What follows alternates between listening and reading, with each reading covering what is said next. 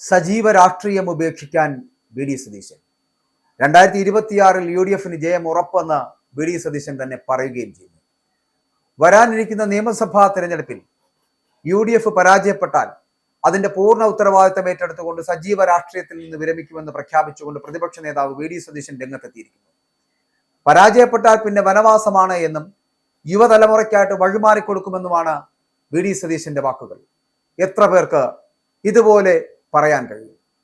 രമേശ് ചെന്നിത്തലയൊക്കെ എത്ര നാളായി കോൺഗ്രസിനുള്ളിൽ ഇങ്ങനെ പെറ്റുകിടക്കുന്നു, എന്നിട്ടും എന്തേ ഇത്തരത്തിലൊരു വാക്ക് പറയാൻ കഴിയുന്നില്ല? മുഖ്യമന്ത്രി കുപ്പായം തുന്നിവെക്കാൻ തുടങ്ങിയിട്ട് 20 വർഷമായി. ഇതുവരെ ആ കുപ്പായത്തിനുള്ളിലേക്ക് കയറുവാൻ ആ രമേശ് ചെന്നിത്തലയ്ക്ക് കഴിയുന്നില്ല. ഈ 2026 കഴിയില്ല എന്ന് ഞാൻ പറയുന്നു. AICCയുടെ നിർബന്ധപ്രകാരം ഈ പ്രചരണ വാഹനത്തിന്റെയും അല്ലെങ്കിൽ പ്രചരണ രീതിയുടെയൊക്കെ ചുമതലയൊക്കെ ഏറ്റെടുത്തുകൊണ്ട് അല്ലെങ്കിൽ ഏൽപ്പിച്ചുകൊണ്ട് ചെയർമാൻ സ്ഥാനത്തേക്ക് നിർത്തിക്കൊണ്ട് രമേശ് ചെന്നിത്തല മുന്നോട്ട് പോകുന്നതൊക്കെ നല്ലത് തന്നെ.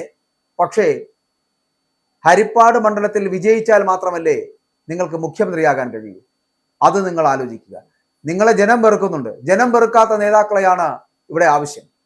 ഇനി ഞാനിതൊന്നും കൂടി പറയട്ടെ. അങ്ങനെ ഞാൻ ആദ്യം പറഞ്ഞ ഇത്രയേ ഉള്ളൂ. വി ഡി സതീശനെ പോലൊരു നേതാവ് പറയുന്നു, പരാജയപ്പെട്ടാൽ അതിന്റെ പൂർണ്ണമായിട്ടുള്ള ഉത്തരവാദിത്തം ഏറ്റെടുത്തുകൊണ്ട് രാഷ്ട്രീയ വനവാസത്തിലേക്ക് പോകാൻ തയ്യാറാണെന്ന്. എത്ര പേർക്കുണ്ട് ഇങ്ങനെ ഒരു ചങ്കൂറ്റം? ഞാൻ അതേ ചോദിക്കുന്നുള്ളൂ. 2016 തിരിച്ചടി ഉണ്ടാകുമെന്നുള്ളത് നേരത്തെ തന്നെ താൻ പ്രവചിച്ചിരുന്നതാണ് എന്നും, എന്നാൽ അതേസമയം 2026 വിജയം സുനിശ്ചിതമാണ് എന്ന് തന്നെയാണ് വി ഡി സതീശന്റെ ആത്മവിശ്വാസം എന്ന് പറയുന്നത്. തന്റെ രാഷ്ട്രീയ ജീവിതത്തിൽ നേരിടേണ്ടി വന്ന കൈപ്പേറിയ അനുഭവങ്ങളെക്കുറിച്ചും മനസ്സ് തുറന്നു പറയുവാൻ മടിയില്ലാത്ത നേതാവാണ് വി ഡി സതീശൻ. 2011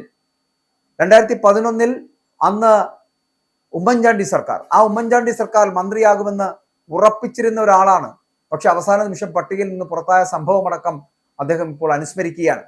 മന്ത്രിയാകുമെന്ന് ഉമ്മൻചാണ്ടി നേരിട്ട് വിളിച്ചു പറഞ്ഞു. വകുപ്പിനെ കുറിച്ച് വരെ ചർച്ച നടത്തി. എന്നാൽ വൈകിട്ട് പട്ടിക വന്നപ്പോൾ താൻ ഇല്ലായിരുന്നു. ഏറെ സങ്കടം തോന്നിയ നിമിഷമായിരുന്നു എന്ന് സതീശൻ പറയുന്നുണ്ട്. അപ്പോൾ ഇതിന് പിന്നിലെ കാരണങ്ങൾ ഉമ്മൻചാണ്ടി എന്ന് പറയപ്പെടുന്ന മുഖ്യമന്ത്രി പിന്നീട് സതീശനോട് വിശദീകരിച്ചിട്ടുണ്ട് എങ്കിലും അതൊരിക്കലും പരസ്യപ്പെടുത്തുന്നതല്ല എന്ന് അദ്ദേഹം പറയുന്നുണ്ട്. ഒരിക്കലും അത് പരസ്യപ്പെടുത്തില്ല.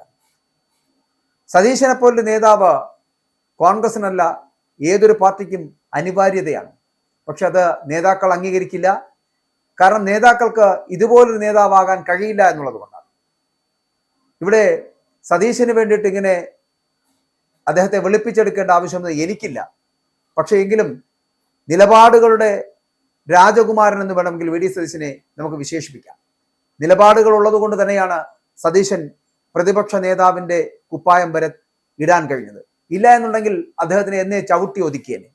ഇവിടെ ഇപ്പോഴും അദ്ദേഹത്തിന്റെ നിലപാടുകൾ ഉള്ളത് കൊണ്ടാണ് തദ്ദേശ സ്വയംഭരണ തെരഞ്ഞെടുപ്പിലെ വിജയവും ഇനി നിയമസഭാ തെരഞ്ഞെടുപ്പിൽ ചിലപ്പോൾ അധികാരത്തിലേക്ക് എത്താൻ കഴിയുന്ന തരത്തിലേക്ക് കോൺഗ്രസിനെ കൊണ്ട് എത്തിക്കുവാൻ കഴിയുന്നതും അദ്ദേഹത്തിന്റെ ഒരു ഇച്ഛാശക്തിയും ഒപ്പം തന്നെ നിലപാടുകളുമാണ്. എന്നാൽ അത് ആ പാർട്ടിയിലുള്ള മൊണ്ണകളായിട്ടുള്ള കുറെ കോൺഗ്രസുകാർ അംഗീകരിക്കില്ല എങ്കിൽ കൂടിയും അത് പറയേണ്ടിയിരിക്കുന്നു. KSU യൂത്ത് കോൺഗ്രസ് KPCC അധ്യക്ഷൻ, ഈ പദവികൾ പലപ്പോഴും കയ്യെത്തും ദൂരത്ത് നഷ്ടമായിട്ടുണ്ട് ഇതേ വി ഡി സതീശന്. അർഹമായ പദവികൾ നിഷേധിക്കപ്പെട്ടപ്പോഴും പാർട്ടി പ്രവർത്തനത്തിൽ നിന്ന് പിന്നോട്ട് പോയിട്ടില്ല ഈ മനുഷ്യൻ. സഭയിൽ സർക്കാരിന്റെ പ്രതിരോധത്തിന്റെ കുന്തമുനയായി താൻ പലവട്ടവും നിന്നിട്ടുണ്ട് എന്ന് അദ്ദേഹം ഓർമ്മപ്പെടുത്തുന്നുണ്ട്. അത് ജനം കണ്ടതുമാണ്. എന്നാൽ തനിക്ക് നേരിട്ട് ഇത്തരം അനുഭവങ്ങൾ വരും തലമുറയ്ക്ക് ഉണ്ടാകരുത് എന്ന് നിർബന്ധമുണ്ട് എന്നും കേരള രാഷ്ട്രീയത്തിൽ ഏറ്റവും നേരത്തെ വിരമിക്കുന്ന നേതാവ് താനായിരിക്കുമെന്നും വി ഡി സതീശൻ വളരെ കൃത്യമായി വ്യക്തമാക്കുന്നുണ്ട്. 2011 ഉമ്മൻചാണ്ടി മന്ത്രിസഭയിൽ താൻ ഇടം പിടിക്കുമെന്ന് ഉറപ്പിച്ചിരുന്ന സമയമാണ്. എന്നാൽ അവസാന നിമിഷം പുറത്തായപ്പോൾ തോന്നിയ സങ്കടം പിന്നെ ഇല്ലാതായി എന്ന് കൂടി സതീശന് പറയാൻ കഴിയുന്നുണ്ട്. പക്ഷെ ഏതൊരു കോൺഗ്രസിന്റെ നേതാവിന് അങ്ങനെ പറയാൻ കഴിയുമെന്നുള്ളതാണ്. അതുപോലെ തന്നെ ഈ രാഷ്ട്രീയത്തിൽ നിന്ന്, സജീവ രാഷ്ട്രീയത്തിൽ നിന്ന് ഏറ്റവും നേരത്തെ വിരമിക്കുന്ന വ്യക്തി ഞാനാണ് എന്ന് പറയാൻ കേൾപ്പുള്ള, കരുത്തുള്ള, കഴിവുള്ള എത്ര നേതാക്കന്മാരുണ്ട്. ഇപ്പോഴും ഇതേ കോൺഗ്രസിൽ 80 വയസ്സ് കഴിഞ്ഞ കടൽ കിഴവന്മാർ നിയമസഭാ തെരഞ്ഞെടുപ്പിൽ മത്സരിക്കാൻ വേണ്ടിയിട്ട് അങ്ങ് AICC മുതൽ ഇങ്ങ് തിരുവനന്തപുരത്തെ KPCC വരെ നിരങ്ങുന്നുണ്ട്.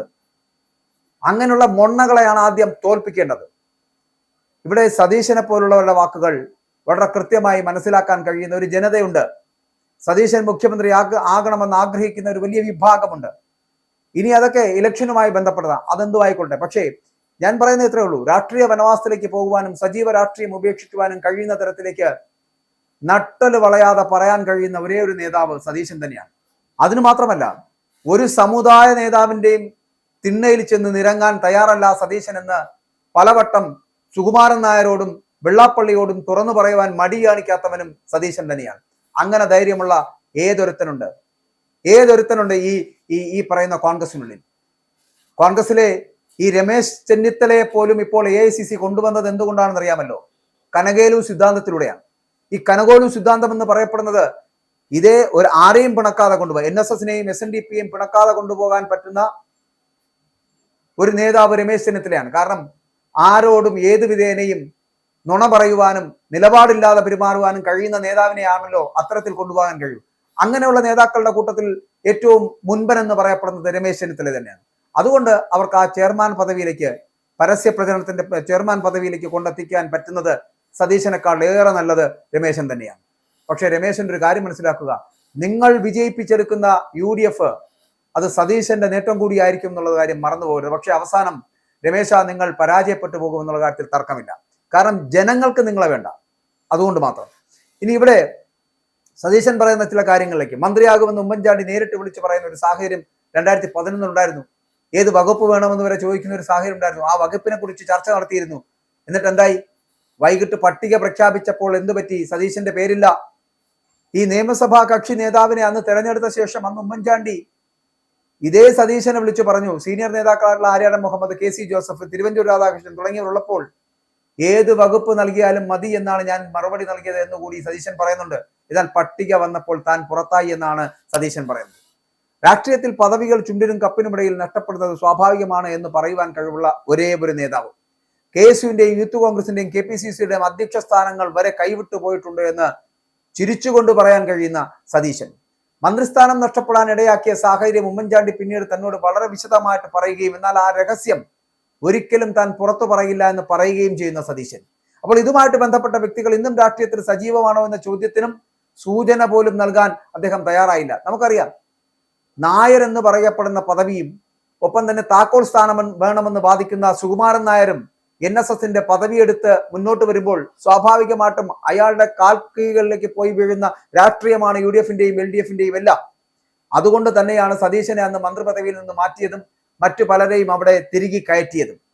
അതിന് രമേശ് ചെന്നിത്തല അടക്കമുള്ളവരെ താക്കോൽ സ്ഥാനത്തേക്ക് കൊണ്ടുവന്ന കഥ നമ്മൾ മറന്നിട്ടില്ലല്ലോ.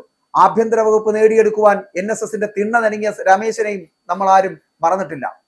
അതുകൊണ്ട് ആ ചരിത്രം നമുക്ക് ഉപേക്ഷിക്കാം.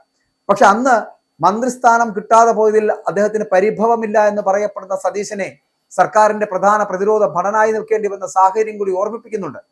തനിക്കുണ്ടായിട്ടുള്ള ഇത്തരം അനുഭവങ്ങൾ ഒരു പുതിയ തലമുറയ്ക്ക് ഉണ്ടാകരുത് എന്നുള്ള നിർബന്ധമുള്ളത് കൊണ്ട് തന്നെ കേരള രാഷ്ട്രീയത്തിൽ ഒരുപക്ഷെ ഏറ്റവും നേരത്തെ വിരമിക്കാൻ കഴിയുന്ന നേതാവ് അല്ലെങ്കിൽ വിരമിക്കുന്ന നേതാവ് താനായിരിക്കുമെന്ന് പറയാൻ കഴിയുന്ന ഒരേ ഒരു നേതാവും VD സതീശനായിരിക്കും. യുവാക്കൾക്ക് വേണ്ടിയിട്ട് മാറിക്കൊടുത്ത് രാഷ്ട്രീയത്തിന്റെ മറയായി നിൽക്കുവാൻ കഴിയുന്ന ഒരേ ഒരു നേതാവ്. രാഷ്ട്രീയം ഒരിക്കലും സജീവ രാഷ്ട്രീയം എന്ന് പറയപ്പെടുന്നത് ഉപേക്ഷിക്കുവാൻ കഴിയാത്തതല്ല. ഇന്നും ഞാൻ അതാണ് ആദ്യം സൂചിപ്പിച്ചത്.